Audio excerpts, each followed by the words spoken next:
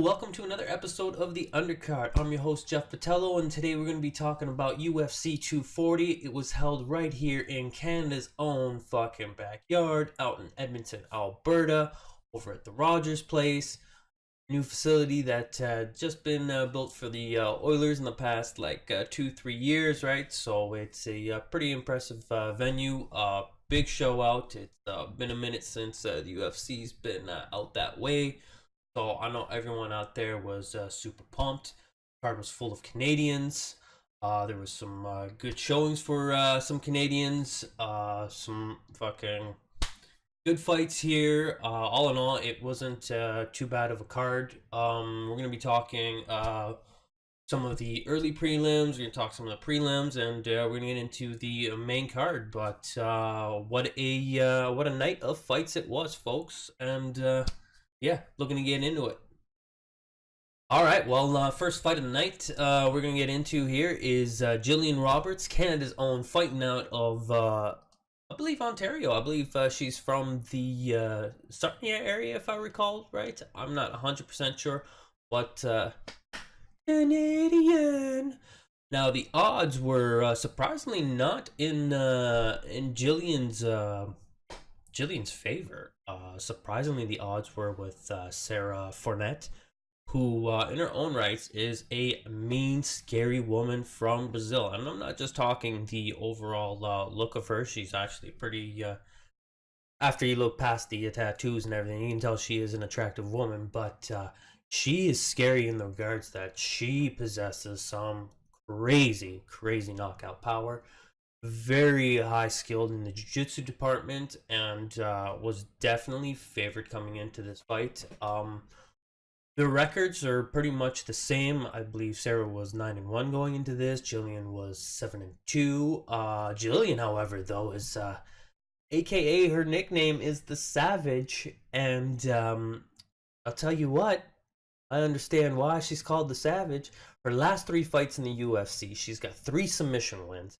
And tonight, she was able to get a KO win. Her very first one. She was so pumped, so excited. She could barely even control her excitement when she was talking to Joe at the end of her fight. It was good to see. Hell of a performance she put on. These two women started to throw a few shots in the first. Jillian was able to kind of take Sarah to the ground and show her superior wrestling. Sarah, though, no slouch, was constantly attacking. I think that might have been her downfall in this fight, is that she was doing an amazing job fighting off her back. I mean, I give Sarah fucking 10 out of 10 marks here. She was constantly attacking. However, I think she was attacking too early in the rounds and didn't have a big enough gas tank, so she would burn herself out. She had Jillian in a couple of dangerous attempts. She almost had her in a reverse triangle there. But you could tell that she was gassed out, because after a while she was losing the positioning of where Jillian was within her own hold. She didn't even realize that Jillian at one time had her arm popped out of the triangle, right? So I wouldn't say it's a conditioning thing, because she does look like she is a extremely conditioned fighter. I think it's just more maybe just an experience thing. I know that she's got an amazing record of 9-2 now, but it could be one of those things that you take these bumps along the road, and you're gonna get stronger for it. But hell of a fucking fight for Jillian Robertson, fucking Canada's own. Whoop whoop. Fucking can't wait to see exactly what else we've got for Jillian the Savage Roberts. Oh, Robertson, sorry. I wonder, any relation to my friend Jason Roberts? Get at me.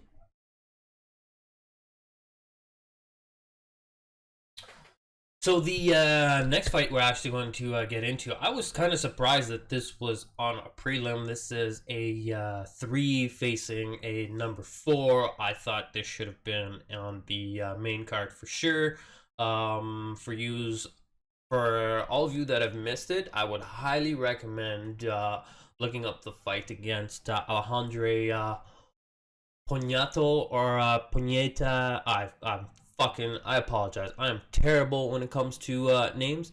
and versus Versian Fagrido. Oh man, first and foremost, I apologize. I butchered fucking name left, right, and center. Anyways, this was the fight of the night. I hope everyone saw this because this was a fucking doozer. Davison came out with fucking something to prove. I mean, superior striker in every regard. Alejandro had a hell of a time trying to get in. He was eating lots of shots. He was looking pretty beat up after the first. It looked like after the first, Davidson probably might have broken his hand. I still haven't found out any news whether or not his hand was broken. I unfortunately passed out during the press fight conference. Um, but for the most part, he in the second round he was hiding that hand very behind. He wasn't striking with it. Was striking with his elbows. He was throwing a lot more kicks. Um, Panieto was unable to really do anything in the striking game. Was able to get him down. Was unable to fucking hold him down. Though Davidson was able to get up numerous times. And in the third, they were really starting to swing for the fence. Alejandro knew that he was behind, and he just came out swinging. And unfortunately, he just got beat up to a bloody pulp. In like this was a fight in the night because Alejandro kept on pressing, and he made it the fight. You know what I mean? He took that beating. He knew he was behind in the cards. He was pressing that pace. You know what I mean? So it sucks because he's going to drop down in the rankings, but hopefully it doesn't affect him too much because I like exciting fighters. I like people that know when to fucking push the pace, that will leave it on the line. At the end of the day, I really don't give a fuck what your wins and what your L's are. I really give a fuck about, like, if you go into the ring and you're gonna give a fucking hell of performance, you know? I think the problem with MMA, and we miss out on a lot of high quality MMA, is because guys are too worried about their rankings, right? And they play it too safe. But thus is the nature of the beast, right? So is what it is. Anyways, Davidson, though, curious to see if he broke his hand. Curious to see exactly what's next. I mean, I would say he'd probably heal up and is in line for a title shot next. And if not, I mean, it's got to be like real soon. I mean, what a hell of a performance it was.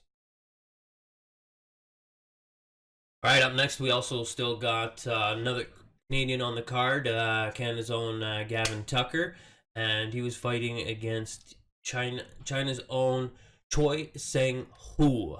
Um, Gavin ended up getting the submission. He got tested early. He was getting his ass kicked for 2 rounds. Choi just unfortunately made one simple mistake. Got put on his back. Gavin had taken his back, mounted him, was able to flatten him out, sink in that rear naked choke, and tapped him out in the third round with 3 minutes and 17 seconds in.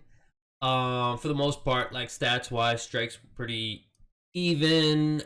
Significant strikes pretty even. The takedowns, I would say, Gavin shot more, but Cho was able to defend the takedowns. Gavin was 15 for 13 in the takedowns. Cho landed both his takedowns. So when it comes to scoring fights like this, a lot of it is percentage wise. Gavin was also committed a pretty big foul. He ended up kneeing Cho in the head while he was down. Gavin kind of made a rookie mistake by arguing with the referee. I think if Gavin would have just kept his cool and just tried not to plead his case, you know what I mean, and I think things would have been okay. But because he had kind of bitched and argued with the ref automatically took a point, right? Which, I mean, we could all see it was going to happen. Choi, though, looking good. Can't wait to see him come back. Very young man, so we'll see exactly what China's got going on. They've got a lot of high tier talent coming out of there, so it's interesting to see what's in store. As for Gavin, Gavin's had a 2-year layoff, I believe injuries and whatnot, and now he's finally got those settled up, and he's back on the right track here. So we'll see what he's got. I mean, like he's probably got maybe like 4 or 5 fights before he gets into the rankings. But he's got himself a nice little record at 11-1, and I'm sure we'll be seeing from him soon. And I know he'll be looking to get back onto a card here real soon. Yet again, another Canadian on the card: Hakeem Daewoo versus Yokonori Honori. Oh, Hiyori. Ooh, I apologize, Hiyori. Canada, Canada's own Hakeem Daewoo is fighting from Calgary, so it's just a short trip up to Edmonton for him. A couple of hours, drive up that good old Queen Elizabeth Highway there, and nice short trip. Kind of makes for a easy weekend for the young lad. He's sporting a hell of a record of 10-1-1. Honori is a record of 8-2. Honori just he got worked here. Daewoo is showing why he is a up and coming bright star on the MMA scene. Kid was throwing high volume of strikes. I think he threw 100. He threw 166 strikes in comparison to Honori's at 81. The referee, I forget who ref this, but I give him mad props. I like the way he stopped this fight. Daewoo eventually landed a vicious kick to Honori's head, dropped Honori, and the ref stopped it right then and there. He was starting to get beat up. Honori was starting to get beat up a little bit prior to the head kick, and you could tell that he had nothing left in the gas tank to defend himself, keep himself going, right? So props to the referee coming in and stopping that fight. Anybody who says that that was a premature stoppage or they wanted to see Nori get fucking smacked around a little bit more, get their head fucking checked. But, big ups to Canada's Hakeem Daewoo. I mean, fucking can't wait to see what this kid's got next. And like to see more out of him real soon. I mean, he looked pretty good in that fight, didn't take a lot of damage, so hopefully we can get this guy on a card real soon. Alright, so next we're going to be talking about the women's flyweight division. Lexi Davis, another Canada's own, versus Veriana Alhiano, Brazilian. This was a fight that went the distance. Hell of a scrap between these two ladies. There was a lot of strikes thrown, and just a very hard one to call down to the cards. But Veriana, she, like, if you were to look at the stats are very, very close. We'll run down them here. Like total strikes, we had 134, right, versus 79 in favor of Alexa Davis. Alexa was sitting at a 62% strike ratio. Villano was sitting at only a 48% strike ratio. But however, I think it's the significant strikes and the takedowns that won Veriana the split decision here. Veriana landed 67 significant strikes out of 148, and Alexa was only able to land 68 of 140, or of 137, which is weird because she's sitting at a higher percentage. But I think because Veriana was shooting for the stars, we'll say more, that the judges kind of went her route. I mean, other than the whole scorecard thing, Veriana won each and every round in my. She just outworked Alexa. She was faster. She was first to the punch. The striking was good. Alexa was unable to take her down to the ground. That's where she also lost. She had 4 takedown attempts, and Veriana was able to block each and every single one of those. Veriana had 2 takedown attempts of her own, and she was able to secure both of those, right? And when it comes to a decision, those takedowns, they score huge points in the judges' eyes. Alexa Davis did start to get beat up. Her face was looking a little bit worse for wear. But Gotta give her props though. She is one hell of a tough woman. She just kept charging forward, and the record of 19-10. She's been in that ring for a fair bit, and she comes to fight, right? So, like I said, I'm not angry that she's lost. Love to see her again fight real soon. Entertaining fight, like I said, records just don't mean shit. I like entertaining fights.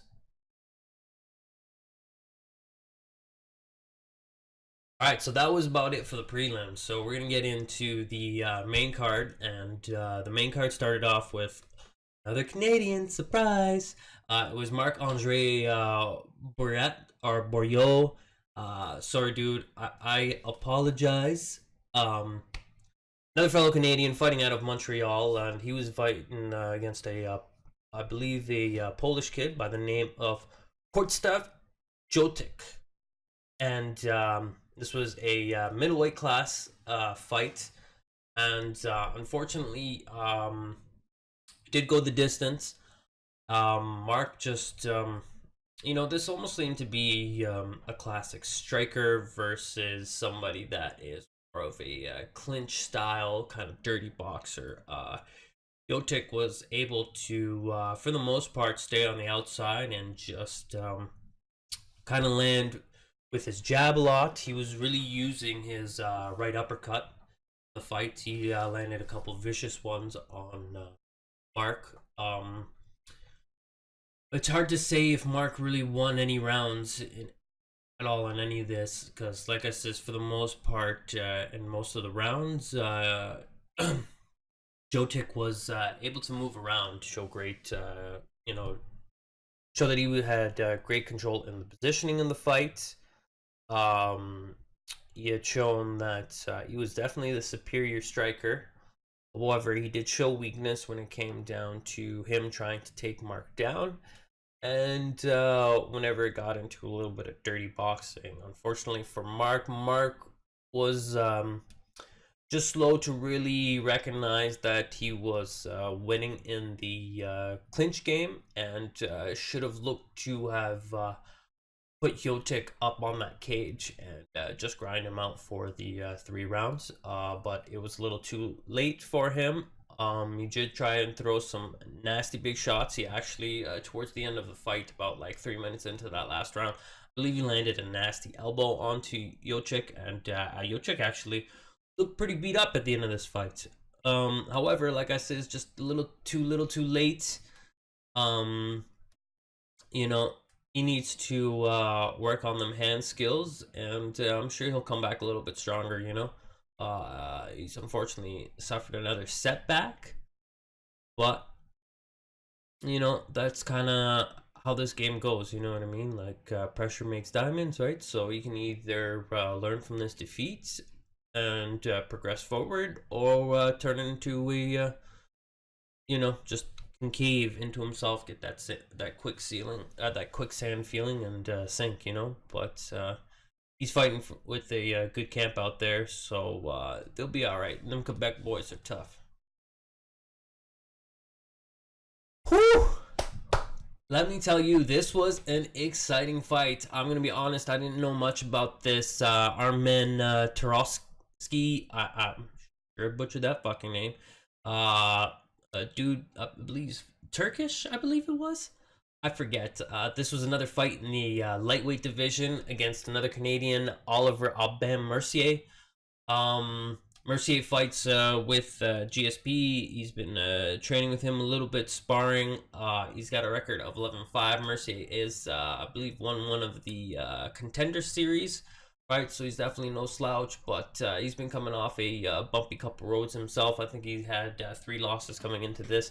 Unfortunately, just ate his 4th loss in a row. He was coming in off of a kid that is just probably going to start getting a little bit fast track. This kid is built like a tank, and when he comes out to fucking swing, like he wants to take fucking people's heads off. It's fucking pretty scary. He won each and every goddamn round.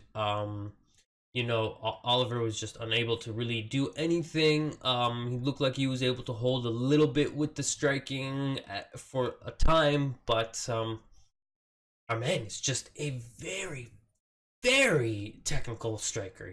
Very explosive. Um, and yeah, I'm surprised he wasn't able to get away with a KO, but it shows you the defense and the fighting skill of Oliver. Um, if we can break down the stats here, there was no significant knockdowns. The total strikes was, well, 61 total strikes for Oliver compared to 174 strikes. So I mean, like he like tripled him in the striking department. As for significant strikes, Armin landed more significant strikes than Oliver threw. Well, I mean, he was one shy of what Oliver threw.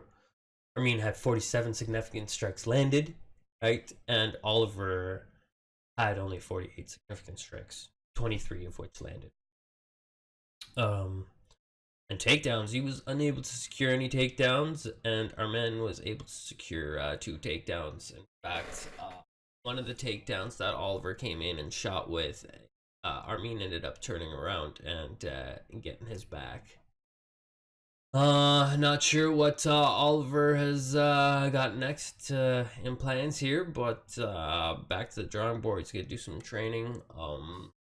Maybe he's got to look of maybe dropping down a weight class or something, cause something needs to give. He's on a bad streak here, and it's not good. Unfortunately, he needs to get a fight to turn around. He's already starting to become kind of like a middle-aged fighter as well, right? So it's hard to kind of get fast-tracked. It's a tough sport to cut your teeth in, tough business to cut your teeth. But best of luck to him. Nothing but love, and want to see everyone do well. It just sucks, right? As for Armin, Jesus Christ, I can't wait to see who he fights next. It's going to be fucking top notch. And for me, it's always hard to figure out who these people are fighting, who they're going to be fighting next, because there's just so many fighters in the UFC right now. So hard to kind of keep track. We might have to do like one of these days where we do like a fantasy fight dream. You know what I mean? Like, who do we want to see fight right now? Because we need some answers. Got some questions that need to be answered.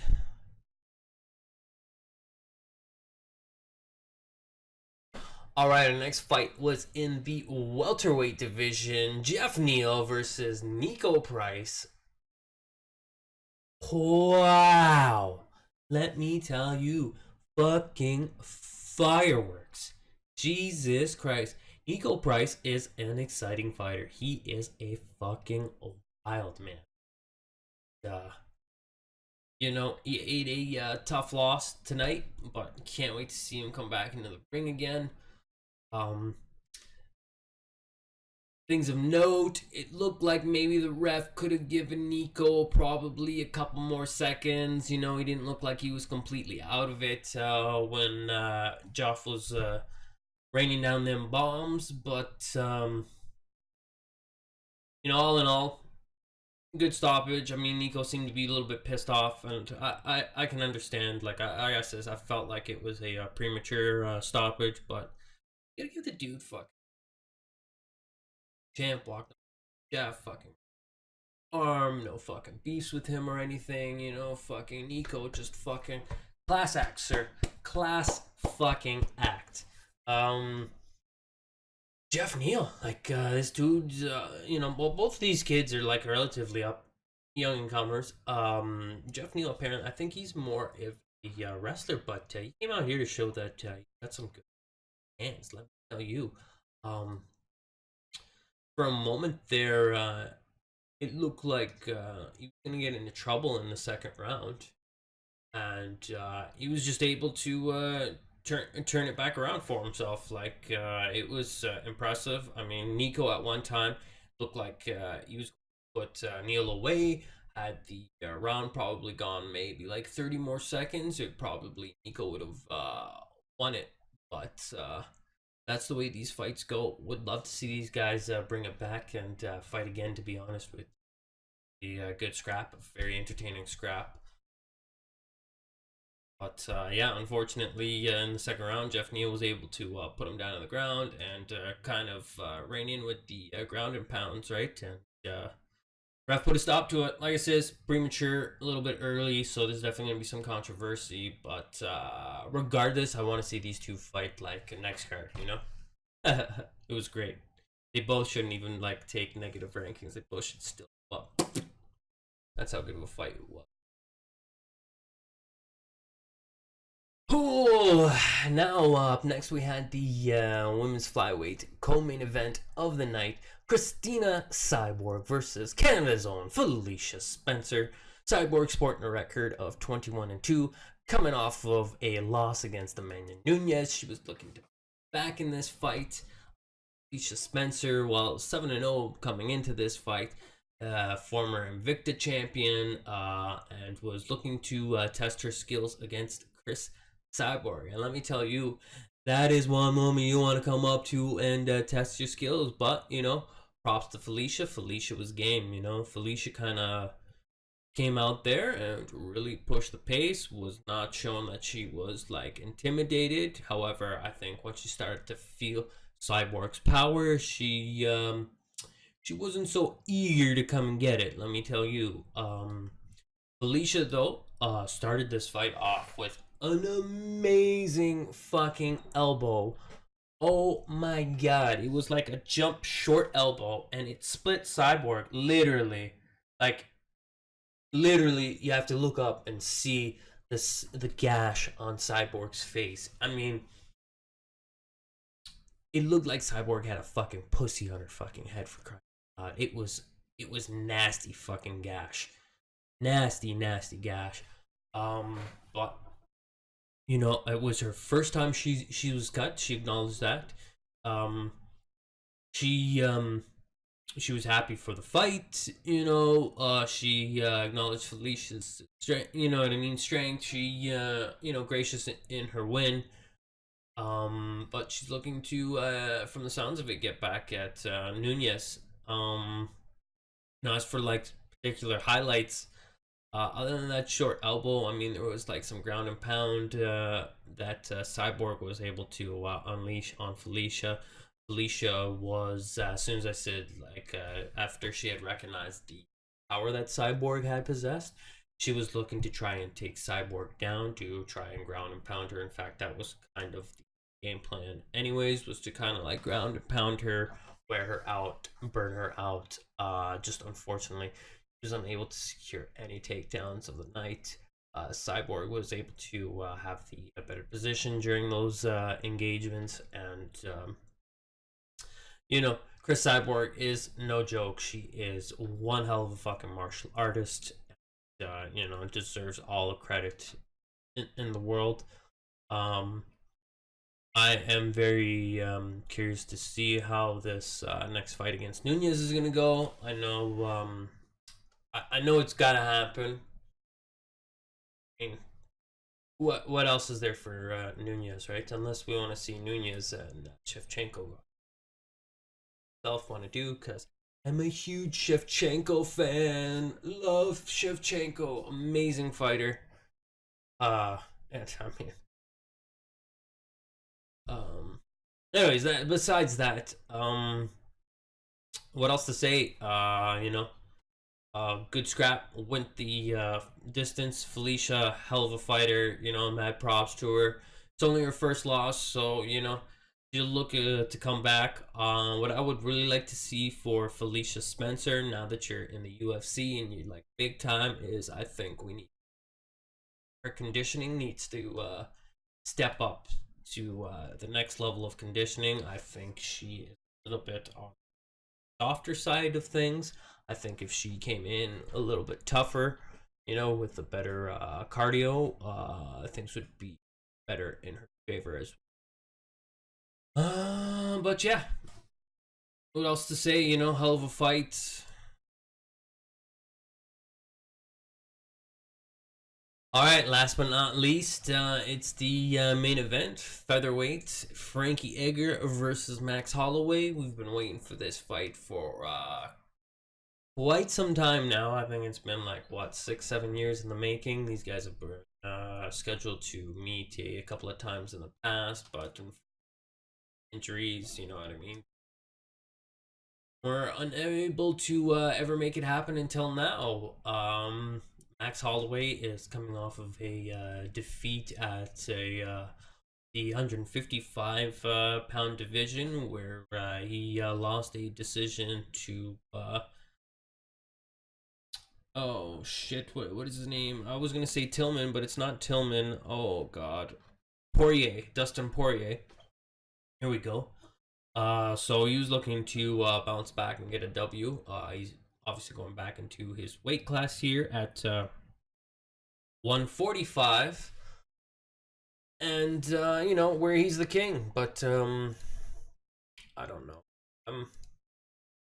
You know, I don't want to take anything away from Max Holloway. Max Holloway's a great, accomplished athlete. You know what I mean? Like, I don't want you guys to think that I'm talking shit. You know what I mean? The dude's great and everything, but dudes that are that goddamn tall, that fucking are that goddamn skinny, that fight in such a little fucking weight class, like, I mean, you're not really testing yourself as a opinion, you know, like, move up a weight class, go for that 155. I mean, when he was fighting a guy like Frankie Edgar, like, you see the size difference, you see the fucking reach difference, you see all this, right? And it's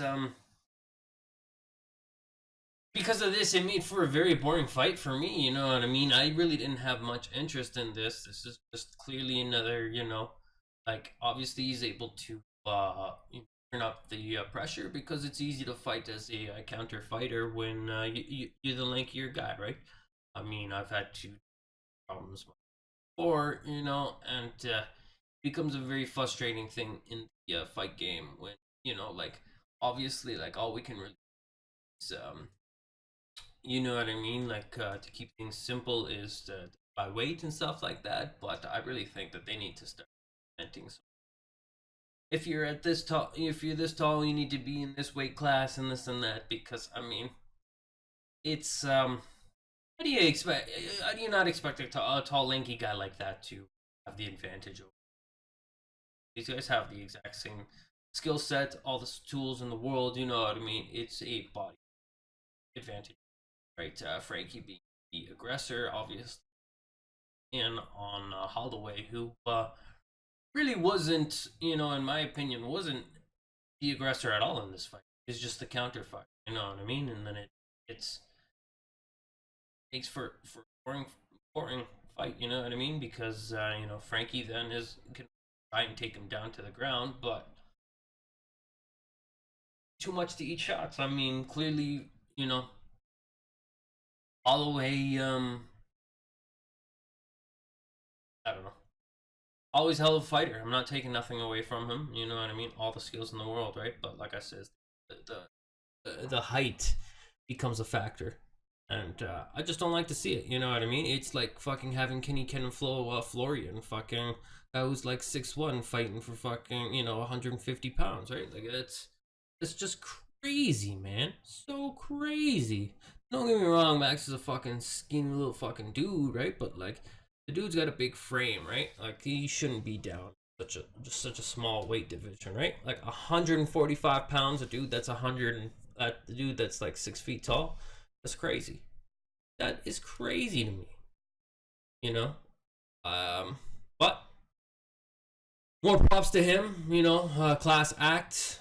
You know, gave props to Frankie Edgar, right? Told Frankie up to him at the end of the fight, you know, and whatnot. Be honest, I because of like what I had said, this is not a division that very interested. The flyweight division is kind of a dead division for me.